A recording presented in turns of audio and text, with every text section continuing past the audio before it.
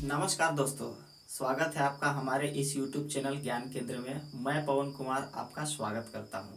आज के सेशन में हम लोग पढ़ने वाले हैं परागण और निषेचन की प्रक्रिया के बारे में कि परागण और निषेचन होता क्या चीज़ है, ये किन किन किन पौधों में कैसे घटनाएं पाई जाती है, इसमें क्या होती है, कितने प्रकार के होते हैं। ये सभी चीज़ों की जानकारी आज हम आपको इस सेशन में देने वाले हैं। सबसे पहले चलते हैं परागण की क्रिया क्या होती है कि परागण किसे कहते हैं और कितने अगर देखा जाए तो मुख्य रूप से परागण की जो घटना होती है पौधों में होती है जिसमें पुष्प पाए जाते हैं।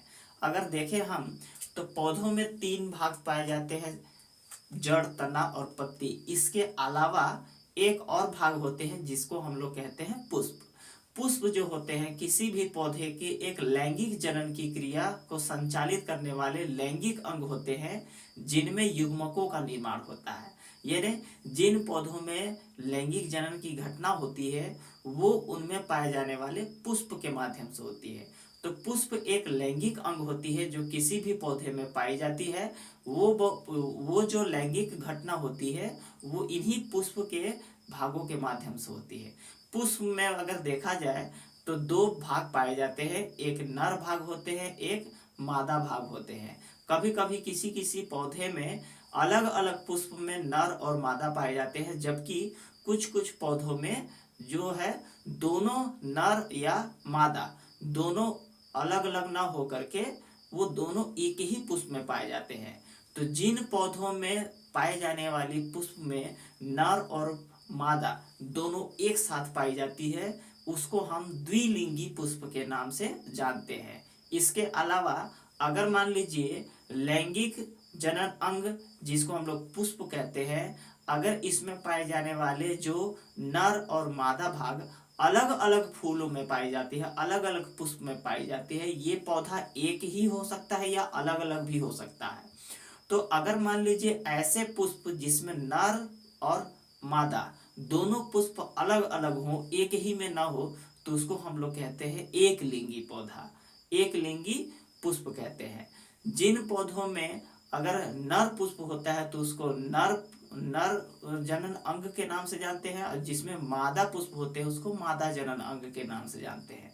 तो इस प्रकार से अगर देखा जाए तो इन दोनों में जो है दोनों में चाहे वो पुष्प एक लिंगी वाले हो चाहे वो द्विलिंगी वाले हो, दोनों में परागण की घटना पाई जाती है। परागण की घटना की क्रिया को हम लोग सबसे पहले परिभाषा से तो मान लीजिए ये जो परिभाषा है अगर देखा जाए तो परागण किसे कहते हैं के बारे में बताया है। परागण जो होते हैं वो अगर मान लीजिए किसी पुष्प के पराग कोश से, अगर पराग कोश से पराग कण निकल करके पराग कण अगर देखा जाए तो किसी भी पुष्प में जो नर जनन अंग वाला भाग होता है वो एक पराग कोश होता है जिसमें नर जनन की क्रिया होती है, और उसमें एक नर युग्मक जिसको हम लोग कहते हैं पराग कण। तो पुष्प में पाई जाने वाली नर अंग जो होती है, जो नर जनन कोशिका होती है वो एक पराग कण होती है, और ये पराग कण जो होती है पराग कोश में बनती है।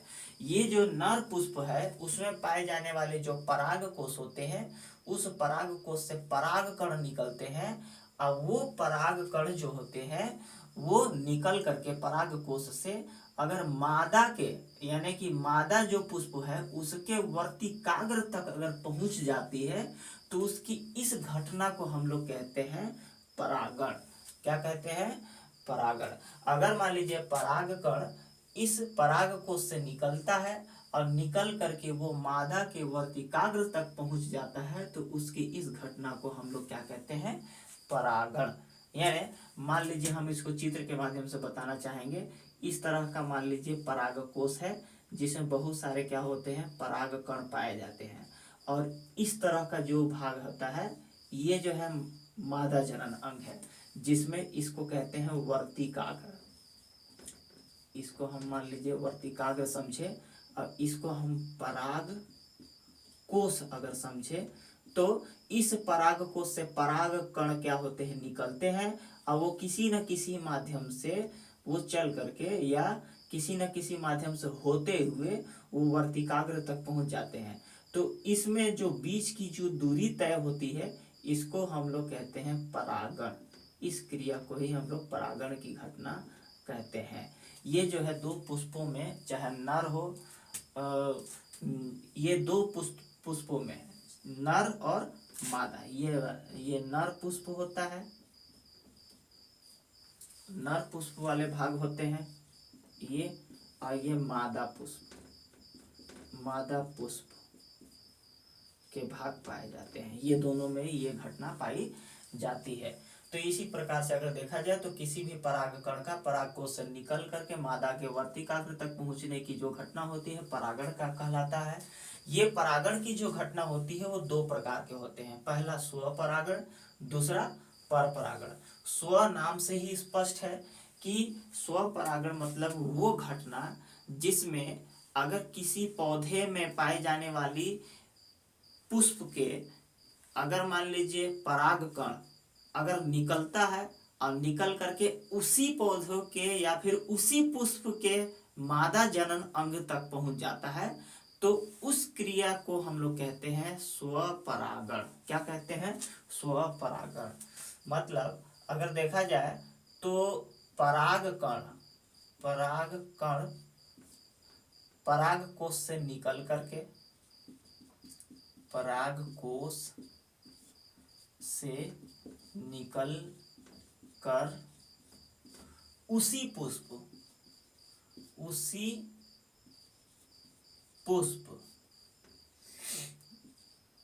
या उसी पौधे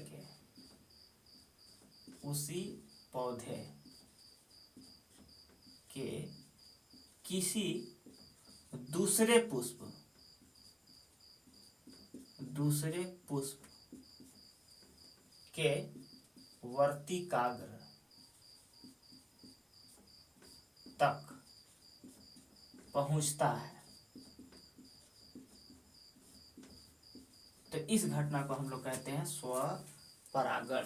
यानी स्वपरागण जो होती है मुख्य रूप से अपने ही पुष्प या उसी पौधे के किसी दूसरे पुष्प के साथ अगर ये घटना होती है तो उसको हम लोग कहते हैं स्वपरागण की घटना। ठीक है। उसके बाद दूसरा है दूसरा जो है परपरागण है। परपरागण जो होती है स्वपरागण के जस्ट विपरीत होती है कि अगर मान लीजिए उस परागकण का परागकण का निकलकर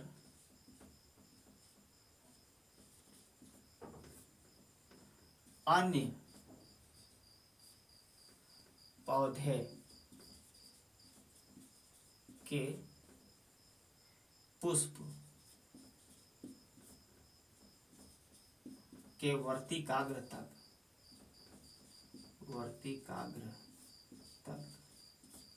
पहुंचना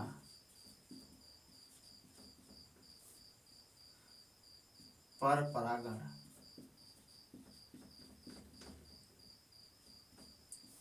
कहलाता है।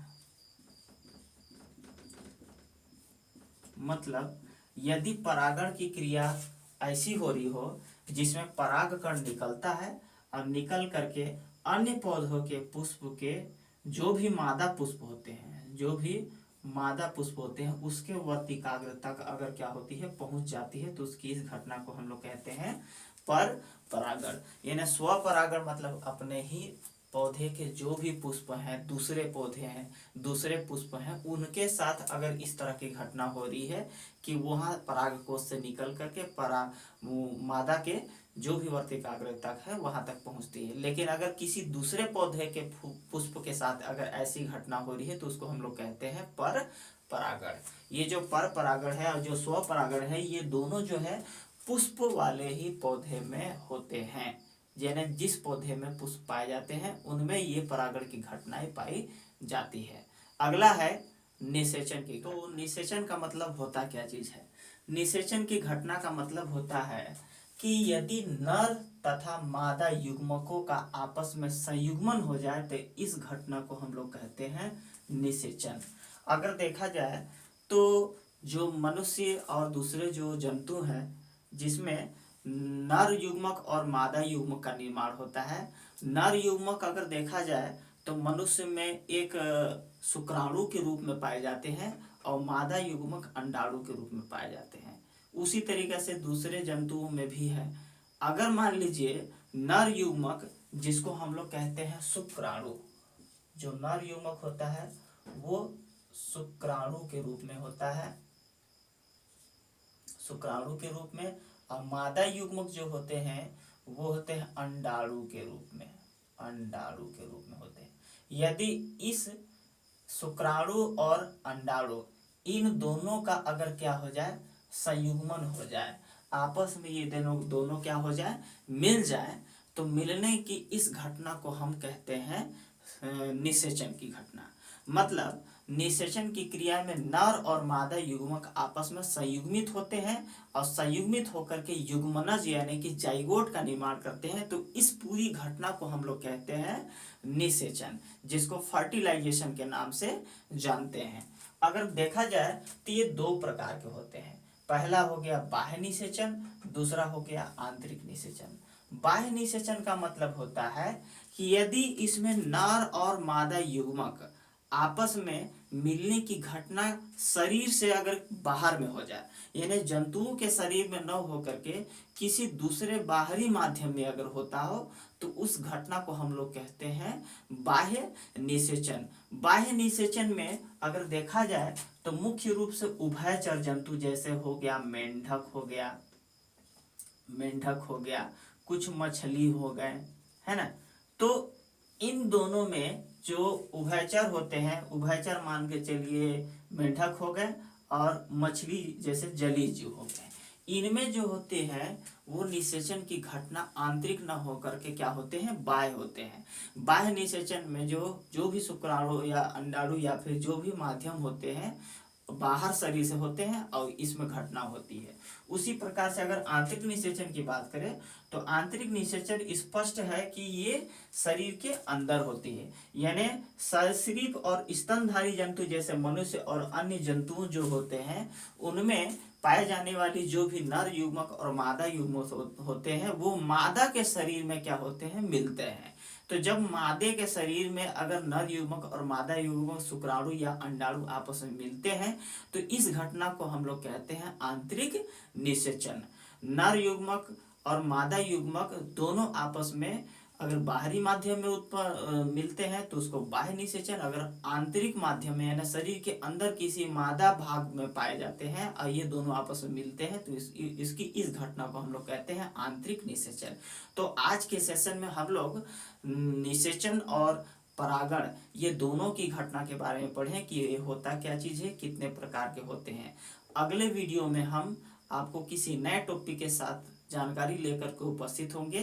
तब तक के लिए नमस्कार, धन्यवाद।